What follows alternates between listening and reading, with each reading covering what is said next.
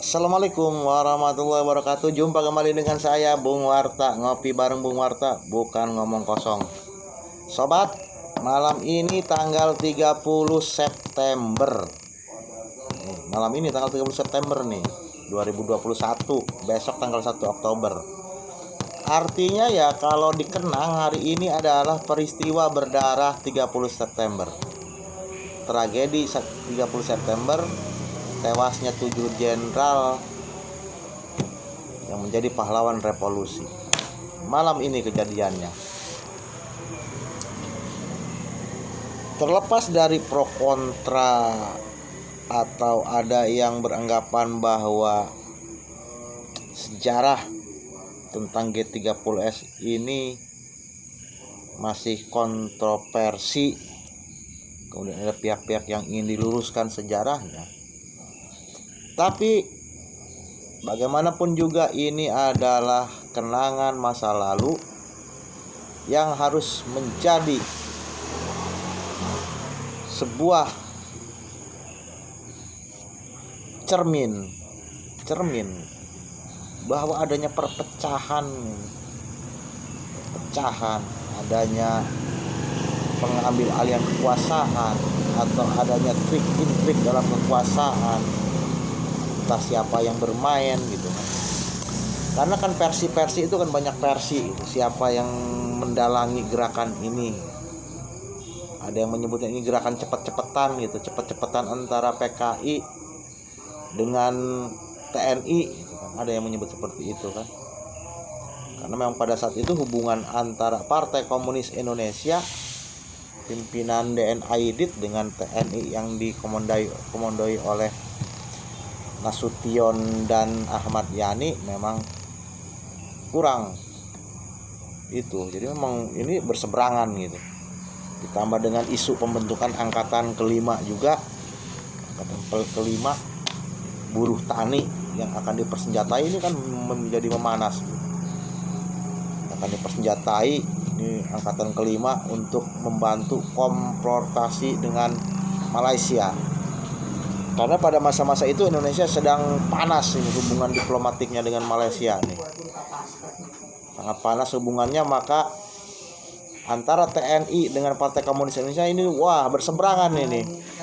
PKI mengusulkan agar ada tentara angkatan kelima, BTI Barisan Tani Indonesia dipersenjatai, tapi kan ditolak habis ini oleh TNI gitu. Kata TNI kan kita ini kan angkatan bersenjata, kenapa harus ada angkatan lain yang dipersenjatai gitu. Kemudian ada pro kontra juga, siapa yang di belakangnya. Ada versi bahwa yang di belakangnya ini adalah CIA. Kepentingan agen rahasia Amerika bermain. Kemudian ada yang kepentingannya memang karena ada informasi yang berkembang bahwa Soekarno dalam keadaan sakit, Presiden Soekarno dalam keadaan sakit. Nanti ketika ini jatuh sakit ini gimana ini? Duluan jadi cepat-cepatan gitu.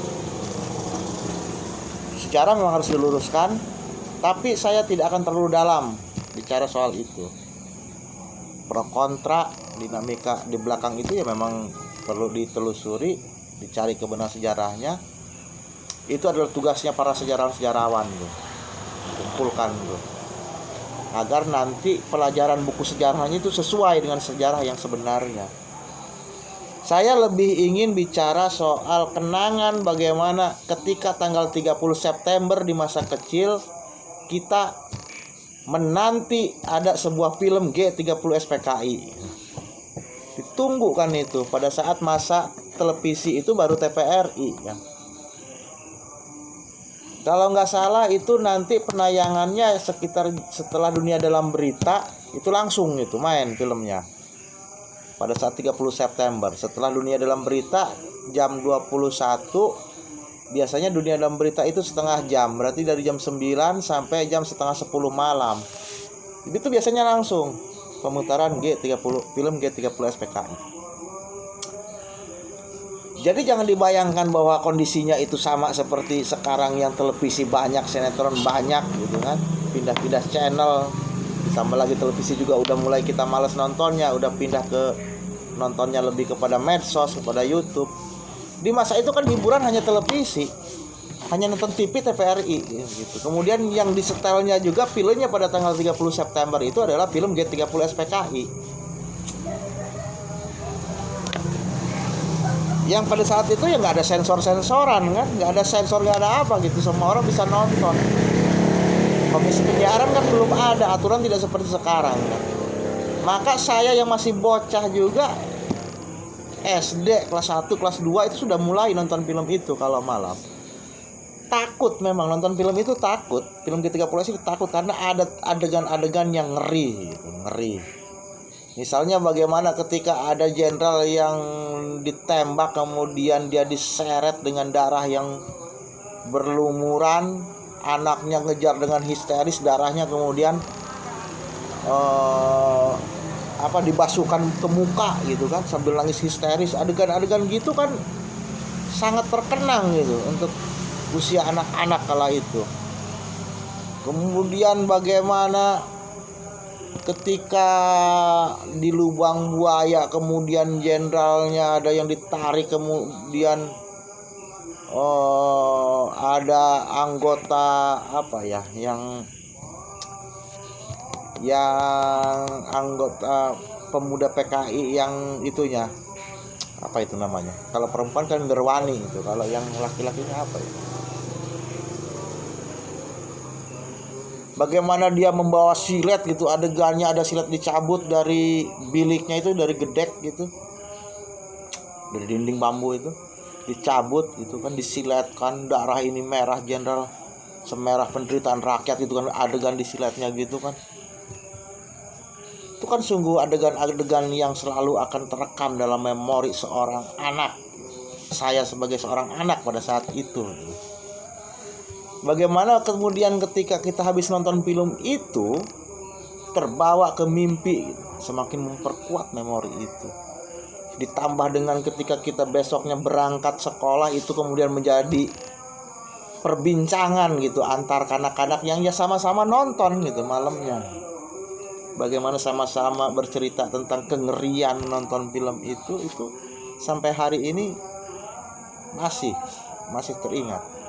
Karena memang sesungguhnya adegan-adegan dalam film itu memang bukan konsumsinya anak-anak kecil. Mungkin kalau pada saat sekarang ini bagaimana penyensoran yang ketat, ya itu mungkin akan diblurkan gitu ya. Kalau saat ini gitu, darah akan diblurkan, adegan-adegan yang nyilet, adegan yang menembakkan senjata itu kan pasti akan dihilangkan. Ada juga kan adegan yang ya kalau sekarang masih disensor, bagaimana DNA Aidit dengan kegelisahannya dia ngerokok, rokoknya rokok kretek gitu kalau nggak salah itu, rokok kretek gitu, dengan wajah yang galau gitu kan, itu akan selalu terkenal. Kadang-kadang kan jadi guyonan juga kalau di antar teman gitu sekarang kan, awas jangan kehabisan rokok lo katanya. DNA Aidit juga kehabisan rokok, dia gagal kudetanya katanya gitu kan. Pernah itu kan jadi guyonan gitu karena di adegan itu DNA Aidit merokok, walaupun kemudian kan banyak gitu kesaksian dari keluarganya, saudaranya gitu kan, bahwa DNA Aidit itu bukan perokok gitu, bahwa DNA Aidit bukan perokok, nggak kelihatan pernah merokok gitu. Tapi mungkin saja kan orangnya lagi stres, dia di tengah adanya sebuah kudeta, dia membangun kudeta, stres, dia pusing ngerokok, bisa-bisa saja. Ya artinya bahwa bagaimanapun juga, terlepas dari pro kontra itu pemutaran film G30 SPKI, saya kira semua orang yang tinggal di Indonesia ini untuk era kelahiran ya minimal tahun 80-an masih mengalami juga itu, tahun 70-an 80-an masih mengalami bagaimana menonton film G30 SPKI yang asli, dinanti-nanti, dirindukan justru film itu. Takut tapi rindu, itulah film G30 SPKI kala itu. Ya beda mungkin dengan sekarang, karena kita kapanpun ingin nonton film G30 SPKI kan tinggal kita buka YouTube aja ada kan, tinggal ada gitu, mudah dicari. Beda dengan masa-masa kala itu. Oke, itu saja kenangan seputar penayangan film G30 SPKI di masa baheula, masa-masa dulu. Semoga cuap-cuap ini mengingatkan kembali gitu memori kita di masa-masa kecil dulu. Saya Bung Warta, selamat malam, selamat beristirahat, tetap semangat. NKRI harga mati.